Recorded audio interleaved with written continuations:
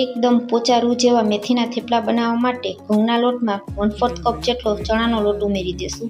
સ્વાદ અનુસાર મીઠું, હળદર પાવડર, ધાણા જીરું પાવડર, ગરમ મસાલો, 1 ચમચી લાલ મરચું પાવડર, હિંગ, શેકેલા જીરાનો પાવડર, 3 મોટી ચમચી જેટલું તેલ, 1 ચમચી આદુ મરચાંની પેસ્ટ, 1/4 કપ જેટલું દહીં ઉમેરી બધી વસ્તુ મિક્સ કરી દેશું. ત્યાર પછી લીલી મેથીને ઝીણી સમારી પાણીથી ધોઈ સાથે ઉમેરી દેવાની. થોડું પાણી ઉમેરતા જઈ લોટ બાંધી તૈયાર કરી લેશું.